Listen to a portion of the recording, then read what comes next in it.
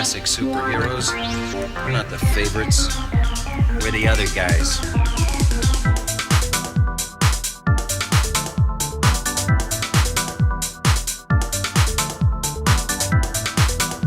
It is that time again. It is around midnight. I am Joe Carbonetta, and I am joining you this evening. Today is Wednesday, March the 3rd, as a matter of fact. So if you're watching tonight, we're live. If you're watching any other night, of course, we're not. I have my good friends with me, as always, to, I don't know if you'd say muddy the waters or what, but I got Chevelle and Todd. How are you guys doing? Chevelle Devine, Todd Fluker. Good to have you on board this evening. How are you guys? Good. Yourself? I thought we were here to back you up. That too.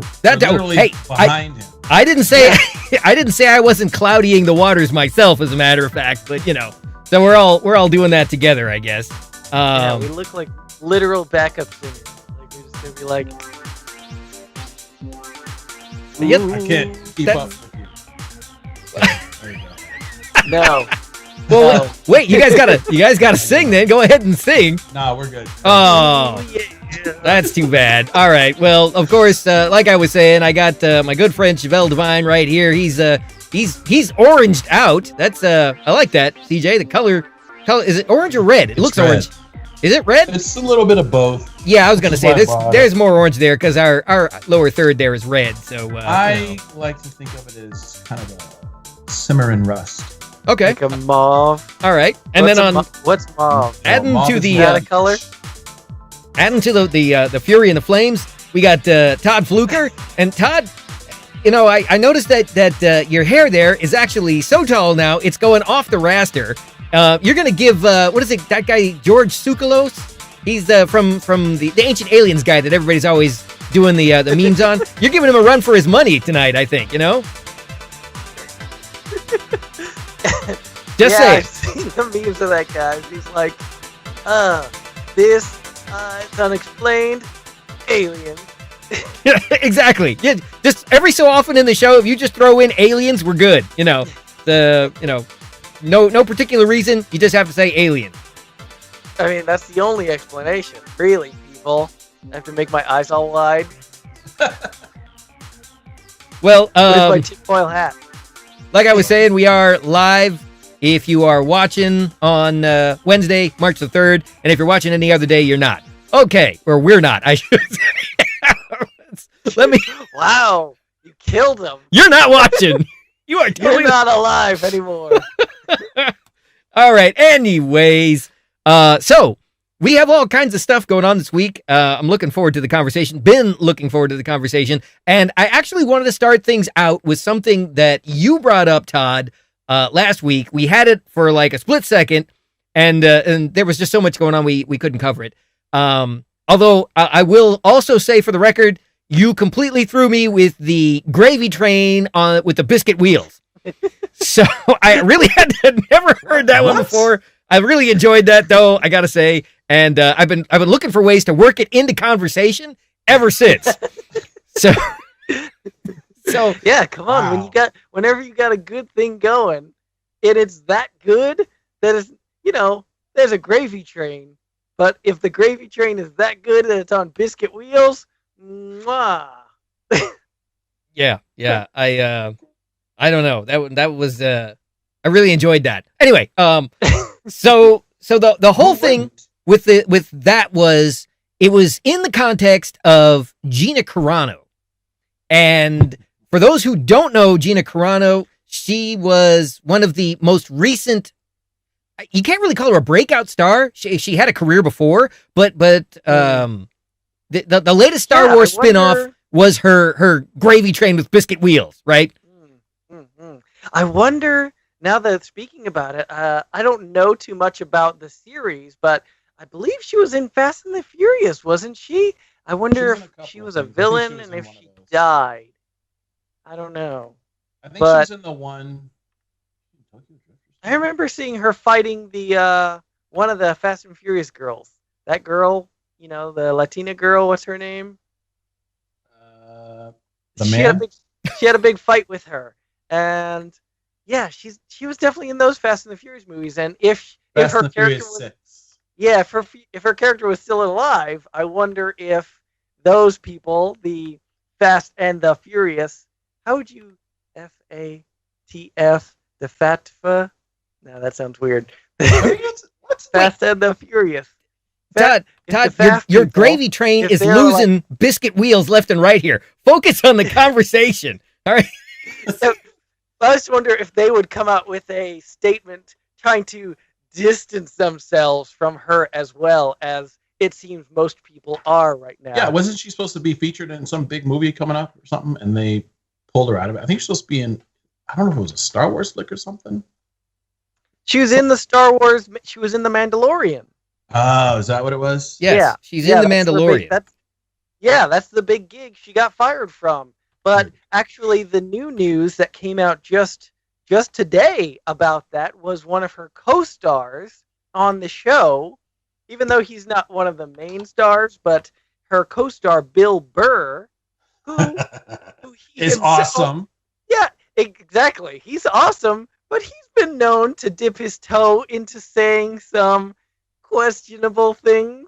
Yeah, everything that comes out of his mouth practically. I love that guy. Yeah, exactly. He's hilarious. But I know that's what comedians have constantly said about this cancel culture that we're dealing with now is it is a real problem that people cannot even express an idea. Even if it's wrong, you cannot afford to be wrong in this day and age because you will be quote unquote canceled and your livelihood stripped from you. You'll get doxxed on the internet. You'll get death threats, I'm sure. Did you guys talk about what it was she actually said? Nah, we touched on it briefly, but I Because mean, it was not bad at And all. that's the Was thing. I not wanted to get into this really- conversation with before we started the debate. I really wanted to get into the explanation of exactly what this girl did that apparently was so egregious that she got herself kicked off the Disney gravy train. But Todd keeps going off on these tangents. He's not focusing on the whole issue. So Todd, I was hoping you'd give us some background. oh, geez, you want the whole story? Let's see what The we can condensed find. version. Come on, give us the condensed Have you version. seen it? I can read it to you. Oh, all right, please. Yeah, But yeah, got it please in front do. of you? Yeah. So she tweeted, Jews were beaten in the streets, not by Nazi soldiers, but by their neighbors, even by children. And then there's a sad face. Because history is edited, most people today don't realize that to get to the point where Nazi soldiers could easily round up thousands of Jews, the government first made their own neighbors hate them simply for being Jews. How is that any different from hating someone for their political views? And then she got hated on because of her political views. The irony is way too much. But she tweeted that in an effort to try to get people to like come together. And they did the exact opposite. They flipped out.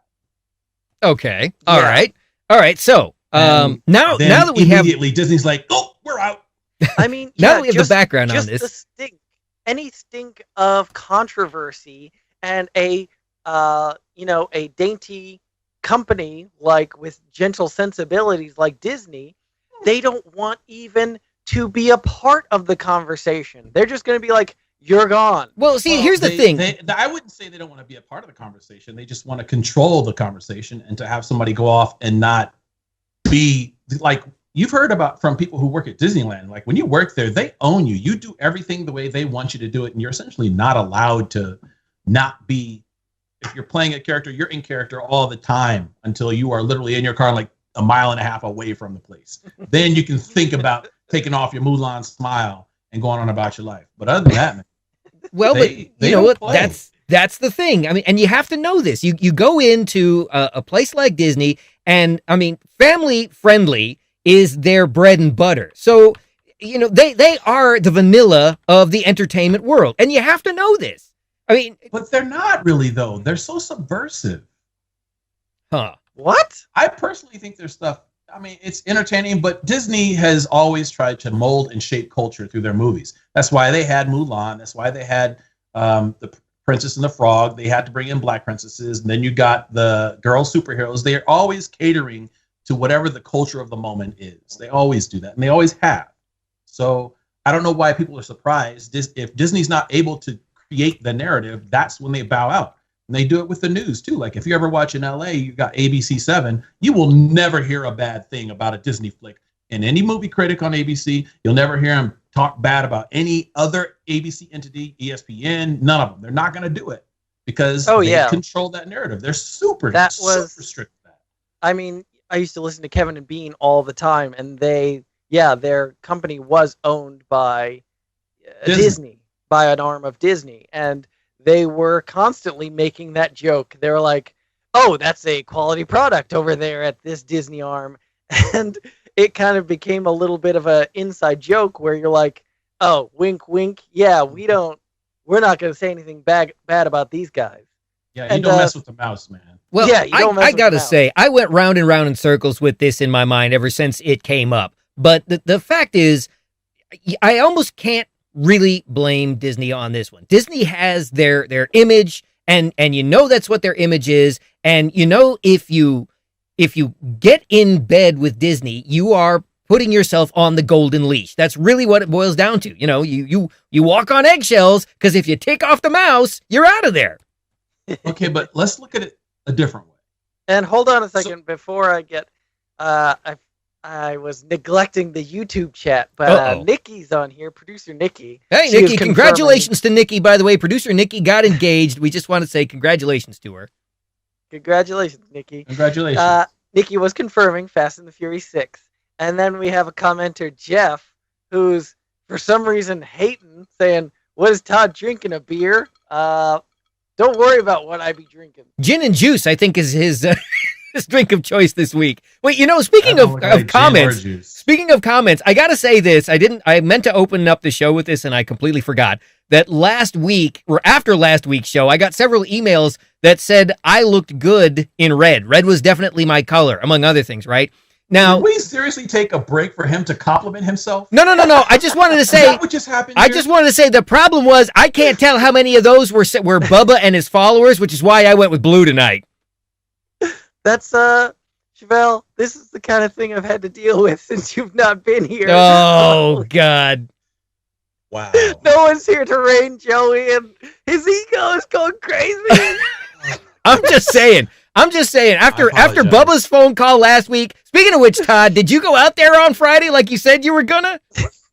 Oh yeah, me and Bubba, we were hanging out. It was like happy hour on Foothill Boulevard or whatever it is he said it was. It was great. Yeah. Okay. If you want to join our conversation. The number is up on the screen, 951-356-6882, and you can call in just like Bubba did last week, although hopefully you got more sense to talk. But hey, you know, if Bubba's watching, he's welcome to defend anything that he had to say, especially with Chevelle. Here, I would love for Bubba to call tonight.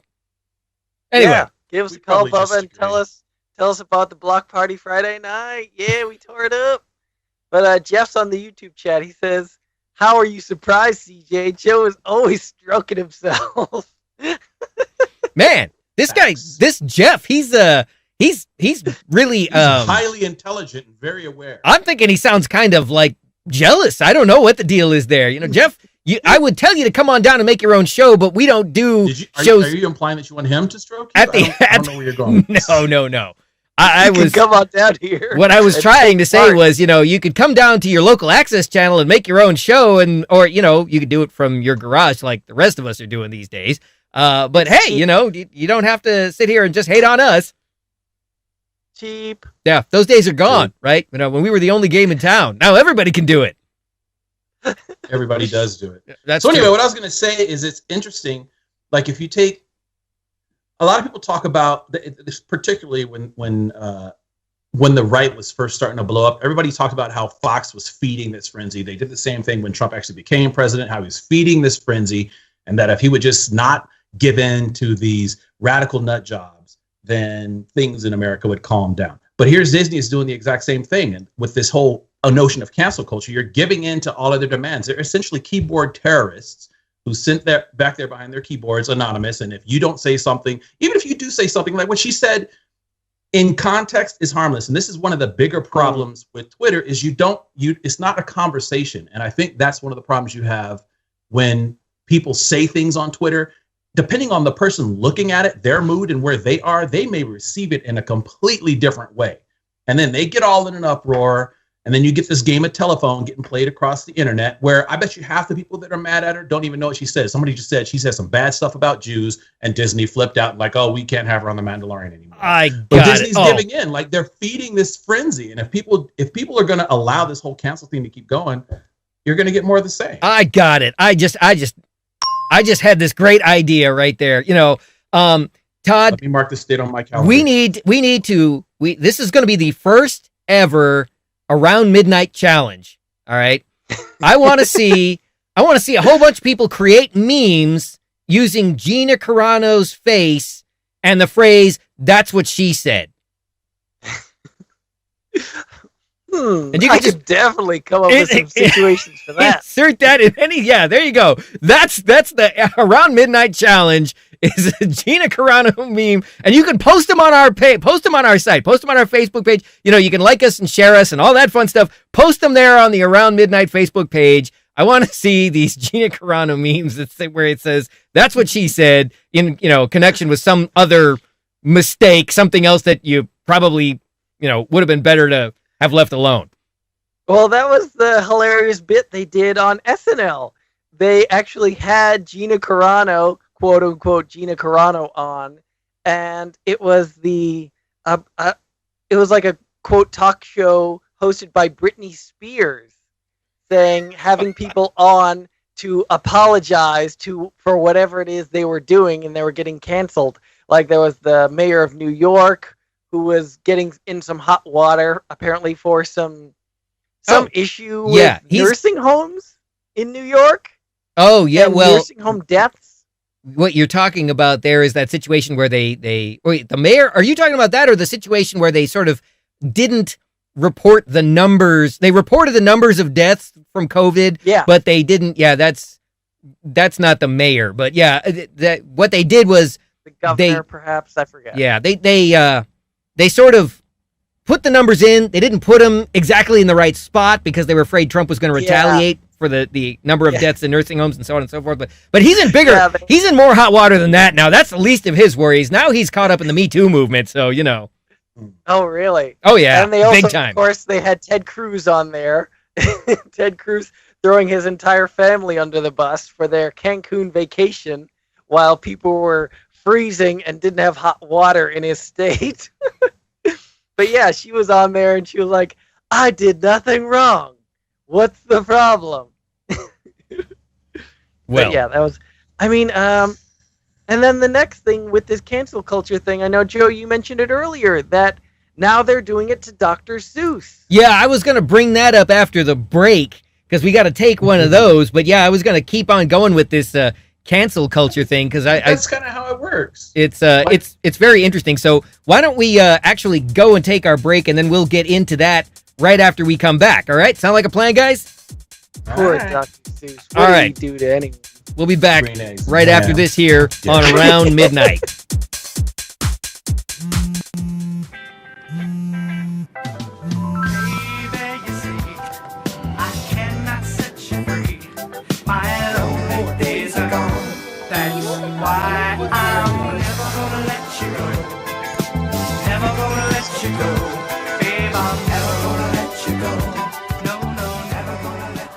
Here you go.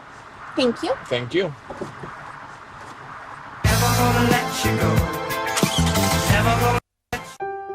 America's veterans are more than a source of pride. They're a source of strength. When our veterans thrive, our communities thrive. With your support, our veterans can get career and education opportunities as well as benefits they've earned. Hi, I'm Congressmember Judy Chu. Join me in thanking our nation's veterans. They've given so much. Find out how you can support veterans in our community. This message brought to you by the National Association of Broadcasters and this station.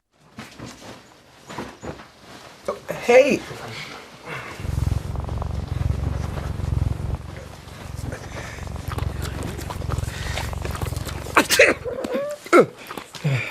Okay. Mm-hmm. If you love me enough to tolerate my perfect little pets and all their glorious dander, then of course you'll visit nhtsa.gov/the-right-seat to make sure I'm in the right car seat. Most of my family they never graduated high school or even let alone go to college. So I'm trying to break that barrier. Every day after work, went straight to school, studied hard, and it paid off. I could not have done it alone. I see the future is really bright for me. The high school diploma is just added to the confidence, and now I feel unstoppable. Find free adult education classes near you at finishyourdiploma.org.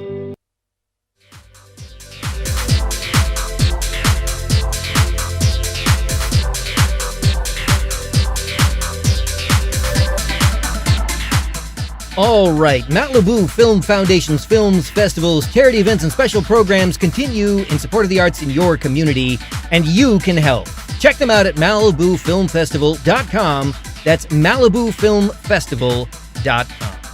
Okay, I am back here. This is around midnight. I am joined by my very, very good friends, Todd Fluker and Chevelle Devine. Guys, are we having fun yet? Ah, dang it. Producer Nikki was just pointing out that I put the wrong date on our link on Facebook. Ah, gee. She's such a stickler for the details. You put the wrong date? Oh. Yeah, I put the last. That's bad. I didn't change the date from the last show we went live. Well, Anyway. it's if it Just throw wouldn't part be 2 on there and we'll be good. it wouldn't be a show if we didn't botch something up somewhere. So, it's that's just the way it goes, I guess. All right. So, of course, we are live if you are watching on Wednesday, March the 3rd. That's March the 3rd. Notice how I'm quoting the date twice there just because I'm rubbing it in with Todd. So if you're watching us tonight on Wednesday, March the 3rd, we are live. If you're watching any other night, we are not live, and that's just the way it goes. If you want to join in on the conversation, well, you know what? You can do that too. And you can do that either through the Facebook chat or the YouTube chat or the old-fashioned telephone. You can call us at 951-356-6882. All right. Make sure to like and subscribe to the YouTube channel. Yes, please do. And I want to talk about that in the last third of the show. I want to bring that up too. But all right, now we were going into the whole situation with Dr. Seuss and them actually voluntarily pulling 5 books for racial undertones. What do you guys think, guys? Before we get too far, I think we got a comment from Velcro on YouTube. He says Cuomo is the governor of New York. He's who we're talking about. Right. And he says, yeah, he's being he's a sexual harasser, and he's financially invested in nursing homes. So that was kind of his angle as to why he was maybe not reporting nursing home deaths as accurately as they should have been, because it's financially better for him not to. Wow. That makes it even worse. All right. Come on, CJ. I know there's something you want to say there. I can see the look on your face. I'm so done with politicians, man. I don't know why we allow ourselves to get so upset, or why we place so much faith in these people that we know are flawed. Like, we literally go into our elections thinking, okay, which one of these is the least worst? That is not a good way to go into choosing the leader of the free world. I'm really rich. Are you sure? It's pretty great. When is the last time you actually voted for a candidate that you actually 100% supported? Yeah, all of them. They're all great. Oh, good on you. Okay. Look at this guy. How's that working out? It's great. I'm living the life. I'm getting my stimulus check as long as I don't make over $75,000. Well, wait. We're not getting the stimulus checks yet. We're still waiting for the House to sign off on that. Ooh. And the Republicans are just going to fight that, right to the end. And I love their good going, Todd. You got us off on a tangent. You totally got us off on a tangent. But now that you took us there, all right. So the Republicans are trying to stonewall the whole check thing, not because of the $1,400. They want to stonewall it because they want to put a $15 an hour raise in there for, the minimum wage. They want to raise the minimum wage that hasn't been raised since the 90s from $7.50 an hour to $15, right? But they think that's too much money. Meanwhile, we got guys like Ted Cruz making $85 an hour who then fly off to Cancun as soon as their state goes to hell in a handbasket. If $15 an hour is too much for a minimum wage, we need to seriously reconsider $85 an hour for those very same politicians that Chevelle was justifiably pointing out we can't put any faith in. That's all I'm saying. I am sorry, but yeah, looking at some of these numbers about the stimulus, they're talking about limiting who's going to have access to a stimulus check, and it's saying $75,000 a year for single filers, $112,000 for head of household, $150,000 for joint filers. Yeah, I'm not sure who's making them kind of ducats, but it ain't me, so I'm nowhere near outside the range of getting that stimulus. Well, that's gonna do me some good favors. I will happily say that, somebody making $150,000 a year doesn't need a stimulus check. All right. I have no problem with limiting that. I do have a problem with not wanting to raise the minimum wage. That's not an accurate statement. That's simply not an accurate statement. Because if you make $150,000 a year and you live in San Francisco, you might as well be making $50,000 a year in Compton because the cost of living is so different. Now, if they were to take a cost of living as a minimum wage, then that would be something that would make more sense to me. But if you're just going to sit here and tell me that we're going to raise everybody's minimum wage to pick whatever number it is, that may be fine if you live in Nebraska, but you're still going to struggle if you're living in Pasadena. This is not a common sense approach, and this is not a real conversation. This is all lip service. They don't care. And where is all this money going to come from? You seriously think they're just handing you money? They're going to get that back from you. They do get it back from us. Come on, every time that they tax me. Like, they're going to ease we still got to file our tax returns. They're going to push it in one door, and they're going to come right and take it right out of the back. You missed that. You missed that conversation last week where Todd pointed out that for most of us, we're going to still have to file our tax returns just like usual by April. But if you lived in the frozen where hell froze over in Texas, well, then you actually have until June or July to get your taxes in, something like that. Yeah, June, I think. Yeah. The frozen hellscape that is Texas. Just don't pay your taxes. All right. Okay. So anyway, Dr. Seuss. Let's go back to Dr. Seuss. I want to talk about this. So the Seuss family enterprise decided to pull 5 of the books because of racial undertones. And by the way, now if you happen to have all 5 of those books, you put them up on eBay and they're going for like $10,000 or some ridiculous amount of money. Yeah, I literally have quite a large Dr. Seuss library because my daughter actually likes those books, and they're pretty good. And I'm looking at the names of these 6 books. I don't recognize any. I've never heard of those books Dr. either. Seuss wrote a lot of stuff, and not all. Yeah, I got the hits. These are apparently the deep cuts. I got to say this about Dr. Seuss. I certainly read a lot of the books when I was young. I think, it's standard reading in elementary school. And, to that extent, I had a few books and more than a few in my collection over the years as well. And these days I look at these books and I'll read them sometimes because it's more interesting to try and figure out exactly what he was on when he was writing these books. Anyway, it looks like we got a telephone call. So why don't we take that? Hey, you're on around midnight. Who are we talking to tonight? Nikki. Hi, Nikki. How are you doing? Hey. I'm doing well. We get to say congratulations to you again now in person. Well, thank you. Over the phone anyway. Sort of. Close enough. Yeah. I wanted to talk about Dr. Seuss. Okay. So, at least it's not like a split of, decision that they just made on the spur of the moment. It's been something they've been talking about for several months up to a year. They've been, like the Dr. Seuss Enterprise Corporation, whatever it is, that group.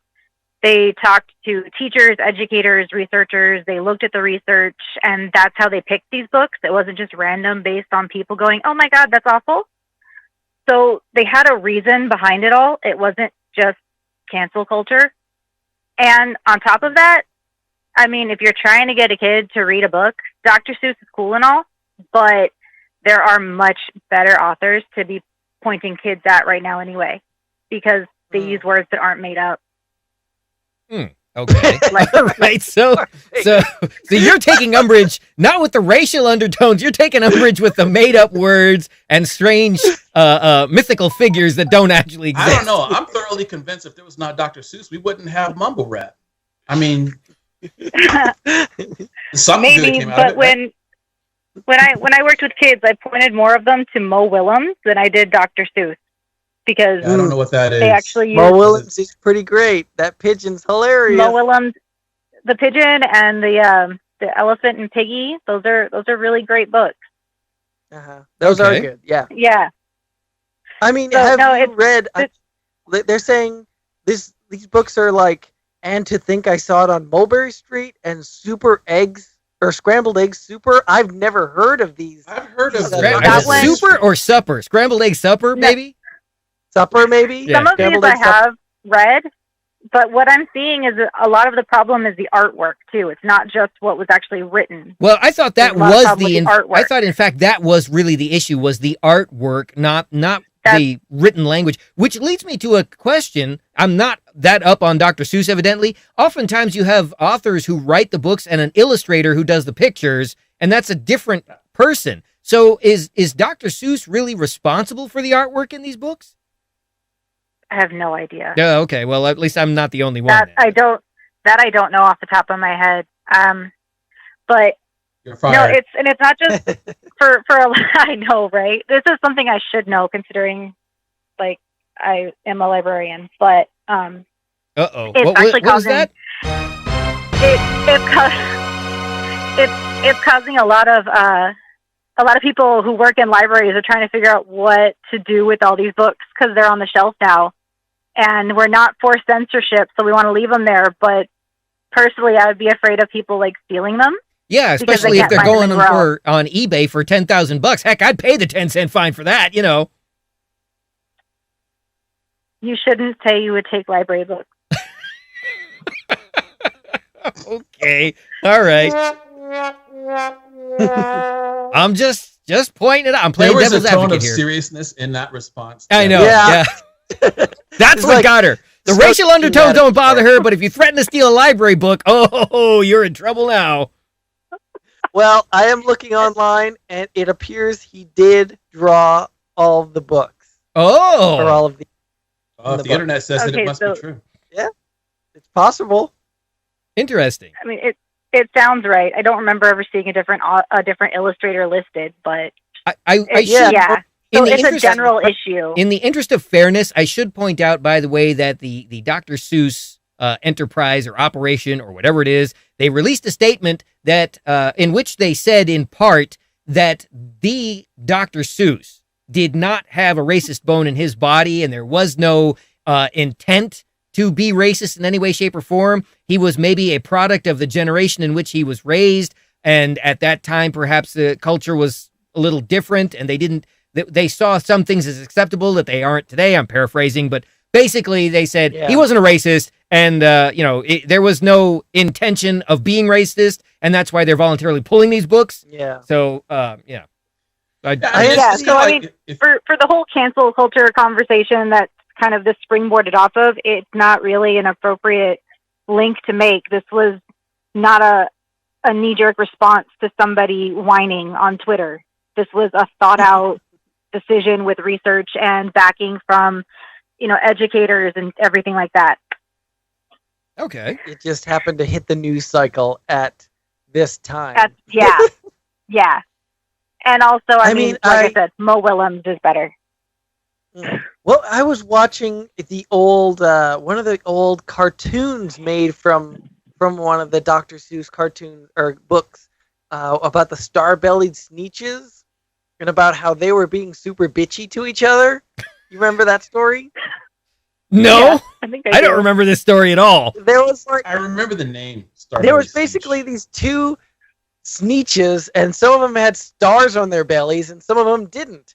And a guy came to town with a machine that would put a star on your belly. So then all the unstar-bellied Sneetches, they got stars on their belly, and they were like, "Hey, we're cool now. We can all hang out." And the star-bellied Sneetches were like, "No way!" And the guy then made a machine to take the stars off of their bellies.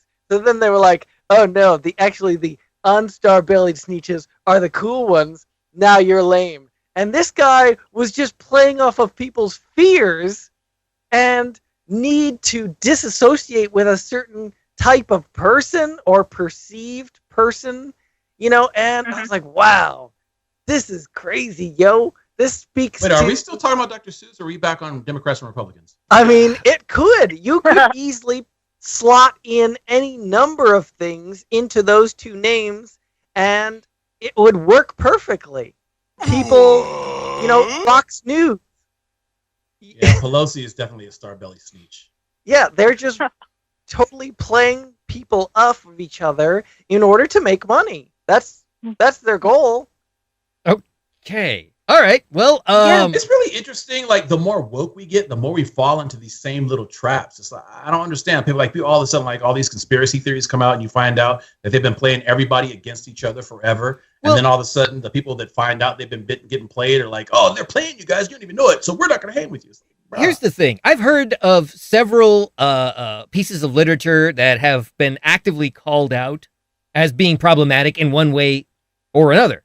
I've never heard any discussion whatsoever about a Dr. Seuss book. So I guess what I really want to know is, does anybody here think that this was necessary? I have heard conversation about Dr. Seuss books, but I look for that kind of thing. I look to see what's being talked about. So what you're saying is you're a troublemaker. You're an agitator. That's what you're saying. I do agitate everyone. Yes. Okay. All right. Well, I mean, that's fine. I'm not poking. I was just labeling. I like labeling, Anyway. This is not anything new. There's the more you look at your heroes, the more you're going to find something you don't like. And that's one of the things that I think has become indicative of modern culture specifically. And you can see how it's playing out in the music, in the movies, and the TV shows. There are normal heroes. Now it's all anti-heroes because everybody realizes that all heroes are in fact flawed. And you lift these people up onto these pedestals only to find out that they weren't that great. And then you feel like an idiot. And then you got to go and you tear them down because then it makes you feel better. And then you end up looking like an idiot. It's just... If anti-heroes... sad, honestly. If anti-heroes are the thing, what happened to CJ's audio? Did anybody else hear that? Yeah, that was weird. Yeah. He just became a cow. It sounds like he's murdering a goat. Yeah. What happened to CJ? I didn't think you guys could hear that. Oh my goodness. That is really awful.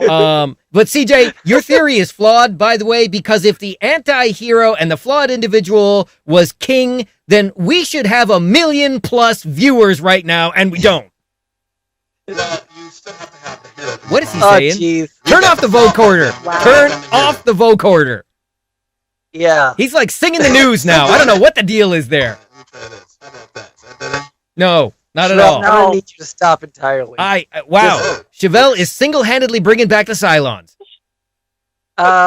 We have a YouTube commenter, Velcro. He's saying Dr. Seuss made racial anti-Japanese political cartoons in World War II. Yeah, well, so was Bugs Bunny. What's your point? You could say, yeah, Bugs Bunny did it as well. And, I've seen plenty of those cartoons. There were, at the time, there were so many and viewed under the lens of today's inclusive lens, they would be perceived as ultra racist.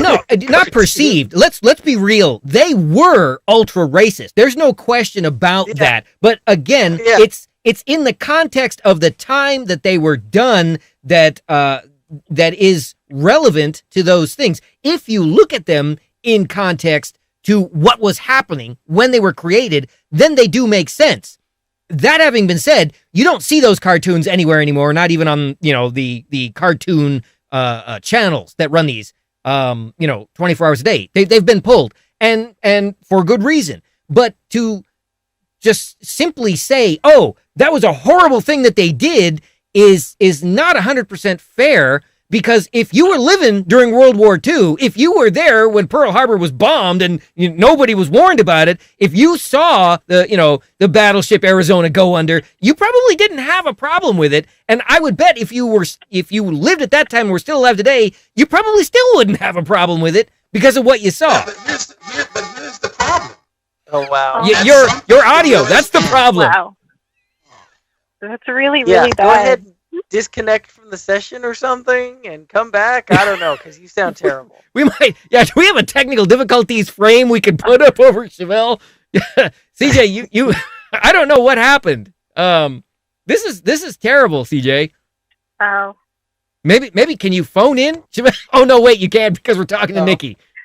Well, that's okay. I said what I needed. I'll go, and you guys try to fix him. All right, thank you, Nikki, for your call. We do appreciate it. So funny sounding. All right. I wish I could hear Hey, you sound better, Okay, CJ. bye. You Better. fixed it. You fixed it. Bye bye. Dang, I wanted to push more buttons. I don't know what you did, CJ, but we can actually hear you again. This is awesome. All right. Well, okay. Fantastic. Okay. So, anyway, wow, we're like way overdue for another break. Do you think we should actually take that break or should we just blow it off? No, blow it off. Blow it off? Okay. All right, we're going to blow off the We break. got a lot to talk about. The sponsors are going to come back and get me later on, but that's all right. I mean, you could still do the sponsored spot. Just say it. Oh, well, yeah, okay, we'll do it like this then. All right. Let me throw up the fancy music there. Okay. So Malibu Film Foundation's films, festivals, charity events, and special programs continue to evolve in support of the arts in your community, and you can help. Check them out at MalibuFilmFestival.com. That's MalibuFilmFestival.com. What is with that funny face? Oh, good enough. All right. Okay. So Forgot you could see. this is around midnight for Wednesday, March the 3rd, 2021. If you're watching on that date, we're live. If you're watching any other time, thank you for watching, but it's a rerun.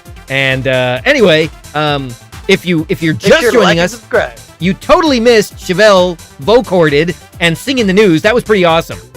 Maybe he'll do that again for us sometime. I think I had a loose. What's that weird instrument that, like, it looks like a little mini keyboard, but you, like, blow into it? And have you guys seen that? What's that weird musical instrument? Don't know. I know the one Is that looks that like a guitar is a keytar. I've never heard of. It's a wind controller for a keyboard. Huh. Wow. Are you saying that's what he sounded like? Yeah. Okay. So anyway, what I was trying to say is the thing that people seem to forget whenever you otherize, there's one of your catchphrases. Otherized? Okay. Yeah. Whenever you do that, if you're going to at some point have some kind of reconciliation, it's going to be real hard to do that when you've, like Japan, for instance, like immediately after the war, we decimated them. Then we went over, took their entire economy. And now everybody wants to be a samurai, a ninja, and eat sushi. Like, you can't go 3 blocks in Pasadena without stumbling over at least two sushi shops. It's just, you can't do it. And a ramen shop. Yeah. And so, oh, man, ramen is delicious, right? Yeah. All right. Well, where are we going with this? What exactly is the point? Like, the more you do that, you have to at some point, like, you have to come back and look at these people face to face. And it's really easy, even after something like Pearl Harbor, as terrible as it was, you have to understand that it wasn't all of the Japanese people that bombed Pearl Harbor. You have to go after the people that do the wrong and stop villainizing people. Like, we literally locked up Japanese people in camps because of something that people in another country did. Yeah. That's one thing. That's one not point okay. I was gonna make is that I remember hearing people talk about that we had a Japanese internment camp. We had we most definitely in did. California. Were They there did it at internment Santa camps Anita for Italians or Germans? The other two Axis powers? I believe there were, but because we're on the West Coast in California, there was more Japanese than you have the other ones here. So Yes. they might have had something similar. To answer your question, there was some persecution of Italians during World War II. It was not as significant as what was done to the Japanese Americans. In large part, And can we talk about why that's the case? in large part because there simply were perceived to be more Japanese than there were Italians in the country at the time. That's not why. Oh, okay. What would be your reason? It's a lot easier to tell the difference between a Japanese and your average Caucasian. That's the reason why. If you had to go through, you'd have to go ask a person their name. You'd have to ask them their heritage with the Italians. You don't have to do that with the Japanese. It's always easier to go after the people that look the most different. That's a fact. They can put whatever other spin they want to on it, but it's going to come down to the fact that they looked different. It's hard to argue knew that. who they were. Yeah. I don't know. I'm thinking the guy Velcro's walking jumping around on with the a bowl of YouTube spaghetti and a glass of wine all the time, probably pretty easy to pick out, you know. But Velcro's on the YouTube chat. He says it sounds like Chevelle's audio was canceled. All right. Well, so as much as I hate to say this one, but Erin's on the YouTube chat. She says Chevelle was right. Ugh, we get it. When are you guys gonna learn? He says the more you research people, the more you find how flawed they are. Okay. All right. I'm curious. It sounds like Erin has somebody in mind that she's speaking of in particular. I mean, it could be a general statement, but you think she's going after Chevelle? Okay. Yeah, you know what? I am a deeply, deeply flawed human being. Deeply flawed. Thank God for grace. All right. Well, so here's something I wanted to bring up in the waning minutes of the show. It's more of a tirade than anything else. I'm not going to lie. And it's really odd. Business as usual. It's really odd that it came across this even. But I think, yeah, that's true. But I think it speaks to, again, the oddness of our culture at this point. We do have various social media accounts and sites here at Mixified and Around Midnight. And occasionally I will log into them so that I can, check to see what's going on, find out who's been watching, who's not, what's being watched, what isn't, so on and so forth. All right. I actually kind of wonder exactly what Todd does with these accounts, because he's technically our manager for social media. And of course, you log into something and most of these entities track you that way. And they start to learn about what it is you want to discuss. And we got a telephone call coming in I don't recognize at all. I'm curious, but I have this funny feeling that I'm going to be, I don't know. All right. You're on Around Midnight. Thanks for calling. Who are we talking to tonight? Hey, this is Omar. Sorry, let me turn down my YouTube. Okay. Hey, Omar, how are you tonight? I'm doing very well. All right. What'd you call to talk about tonight, Omar? I was just calling to talk about that point that Chevelle was making earlier. Like, the more you actually look into things, like the more you find the bad in it. As much as it may seem like it's good, it's actually not that great. As much as you might want to idolize or put things up on a pedestal, if I calculate the things that were good or in history, it may not actually be good present day. Like, we had slaves and stuff, and that was okay. But now, it isn't. Like, we have more knowledge now. You know what I mean? Oh, yeah. That makes sense. That was like the whole trap that Chris Harrison fell into, defending one of the bachelor or bachelorette or whatever the hell it was. Yeah. Candidates. Where, he's just like, he wasn't even, like Gina Carano, he really wasn't, I don't know, maybe he was a bit ignorant about it. He was like, it didn't seem that bad. But, I mean, he was crucified for saying that. So much so that he actually had to step down from the production for at least this season. Yeah. For sure. And that's like his knowledge, He, like you said, ignorance. That was ignorance because he just didn't know. That was his version of history. Like, who teaches this history? Their version is always right. But who is where the narrator? Where exactly is the cutoff for what is unacceptable? Right. And who is it acceptable for? Whoever is the teacher. Well, what do they call that? Revisionist history, where, it's history's written by the victor and it's revised to suit their particular interpretation of events. Yeah. Exactly. Well, and here's another thing that I believe is a driving factor. People are so frustrated because they feel like they can't do anything about their present situation, so they go back and try to look at the stuff they can fix that happened like 60 years ago. You can't do that, man. There's way too much at stake to be sitting here tripping on Dr. Seuss. Now, I understand there's levels to this, but Dr. Seuss is where we're at right now. Like, it's like we have to deal with the present day problems and just be able to move forward with, like, that was bad, but how could we just not even allow that? I can't help but be struck by the hypocrisy of the idea that somehow what Gina Carano said was terrible. What was his name, Chris? You were just mentioning Harrison, said was terrible. And what Dr. Seuss wrote in a book, I don't know how long ago, was terrible. And all these people needed to be canceled. But Donald Trump can get up there and say that there's good people in the white supremacist camps, and that's not a problem. We want to elect him for president again somehow. Probably are. There probably are. And then that goes back to who is. They're not going to be that good to like, me. Some children, like stupid, is a bad word. You know, like who? Whose definition? Who is the? Yeah, exactly. What is the word? Who defines this?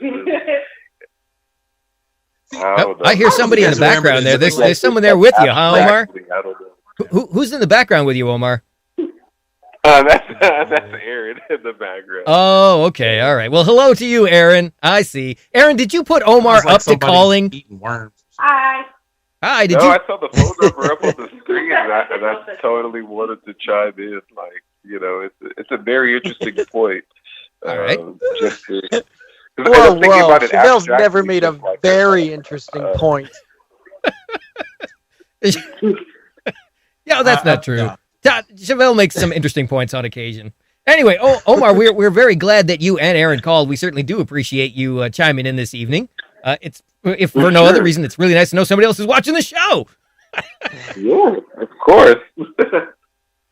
All right, you guys have a good night. I'll let you get back to it. All right, thank you. You too. Thanks, Omar. Well, that's awesome. That we actually, had a couple of calls this evening, and it's nice to speak with these folks and know that they're actually watching and paying attention to what we're saying, not just pointing their fingers and laughing at us. They're doing that too. That's okay. I mean, yeah, it's like the old days. They would actually just call up and laugh at us. Now they actually call and say something. Not that we've ever had Omar call back in the day, but you get the idea. Come on, Aaron was practically just on the phone, and now she's trying to drop some semi-deep comments on the YouTube chat. Okay. She's saying, if we understand that mainstream media is an arm of the government, we can use discernment in what's useful information. So, are we saying that the media is an arm of the government? Do we believe that? Everyone's on board with that general statement? Yes. No, I don't think that's the case. I don't think that's the case. Well, wait. That depends. If we're talking about Fox Media, then yeah, they're definitely on board. Oh, see, and this is the problem. Like, everybody always wants to pick and choose. As long as the media is saying something that supports your point of view, all of a sudden, they're independent and they're trustworthy. Come on, dude. Well, the whole point of media is to Chevelle's make you point, uncomfortable. To Chevelle's point, he did mention earlier how Disney owns ABC. So yeah, to some degree, ABC, ESPN, God knows how many movie studios. I believe now they've spun off and started their own streaming network. They own, but you know what? Stuff that people don't even know that they own. At some point, if they don't, Universal does, and if they don't. At some point, how do you draw the line? Because even if the network was owned by one individual, like maybe it was, back in the 40s and the 50s and whatever the case may be, that person is still going to have their own political ideology. They're going to follow one person or another, and sooner or later, their political beliefs are going to become part of their doctrine. So it's human nature. The question is how much of the decision making that you do is driven by what they told you. Like, they don't teach people how to think anymore. They teach people what to think. And that is the problem. And the second you try to teach people how to think, they all of a sudden want to remove you from the equation and make you the idiot, make you the crazy one so that no one wants to speak to you. And that's a tactic they've been using for years. I don't worry about that. Assassinate people like they used to. I learned that a long time ago. I just don't worry about what other people think about me. If I was worried about what people thought about me, I probably wouldn't be doing this show. You in Southern California are surrounded by people whose lives are literally driven by media and social media. Well, they are drawn to the area for that specific human nature. Reason. And where do you draw the line? Who do you blame for this? I mean, do you blame Facebook? Do you blame Twitter? Do you blame Instagram? You take responsibility for your role in your life, and you live your life accordingly.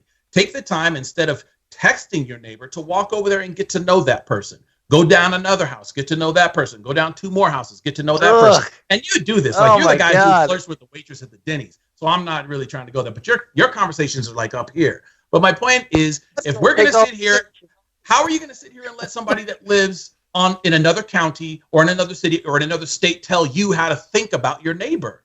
That doesn't make sense. And that's what we do. That's exactly what we do. You have a neighbor who might be from a different political party, and they put a sign in their yard, and because of something that you were told about anything associated with that sign, you now take everything that neighbor may have done for you, and you throw it out the window, and that person's all of a sudden evil, infidel, heretic. You want nothing to do with them. That's what media does. Did that happen to you again, CJ? Every day.